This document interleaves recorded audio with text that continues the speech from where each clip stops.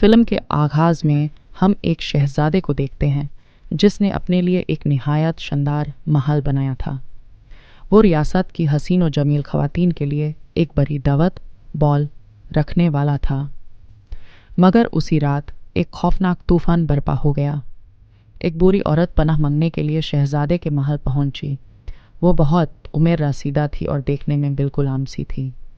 اس نے شہزادے کو تحفے میں ایک گلاب پیش کیا، لیکن شہزادے نے اس کی حالت دیکھ کر اس کا مذاق اڑایا اور اسے ذلیل کر کے محل سے نکالنے کا حکم دے دیا۔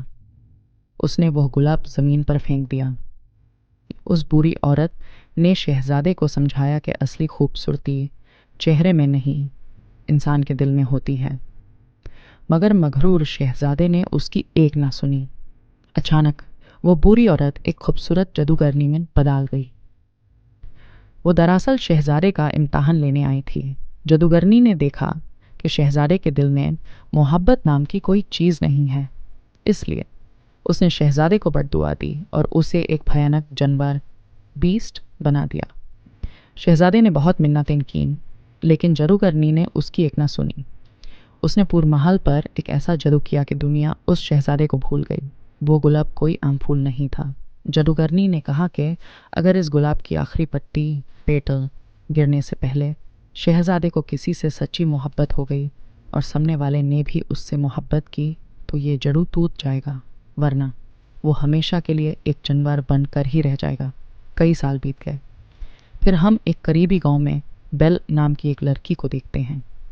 بیلے کو کتابیں پڑھنے کا بہت شوق تھا۔ اس کے والد ایک ڈیزائنر یا مخلوق تھے۔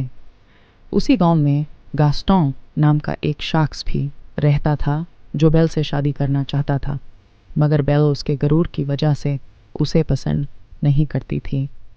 ایک دن بیل کے والد سفر پر نکلے۔ جنگل میں راستہ بھٹکنے اور بھیڑیوں وولفز کے ڈر سے وہ بھاگتے ہوئے اس پراسرار محل تک پہنچ گئے۔ محل کے اندر انہیں کوئی نظر نہیں آیا، لیکن میز پر کھانا سجا تھا۔ جب انہوں نے چائے کا کپ اٹھایا تو وہ کپ ان سے باتیں کرنے لگا۔ وہ ڈر گئے اور وہاں سے بھاگے۔ جاتے وقت انہیں یاد آیا کہ بیل نے ان سے ایک پھول مانگا تھا۔ جیسے ہی انہوں نے بگ سے ایک گلاب توڑا، وہ جانور وہاں آ گیا اور انہیں چوری کے الزام میں قید کر لیا۔ جب ان کا گھوڑا اکیلا گھر پہنچا تو بیل سمجھ گئی کہ اس کے باپ کسی مشکل میں ہیں۔ وہ انہیں ڈھونڈتے ہوئے محل پہنچ گئی۔ وہاں اس کے والد نے چیخ کر کہا، بیل، یہاں سے بھگ جاؤ، یہ محل زندہ ہے۔ اس سے پہلے کہ بیل جاتی وہ جانور سامنے آ گیا۔ بیل پہلے تو ڈر گئی، لیکن اس نے ہمت دکھائی۔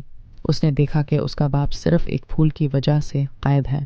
اس نے جانور سے کہا، تم بہت ظالم ہو، تم نے ایک چھوٹی سی غلطی کی اتنی بڑی سزا دی۔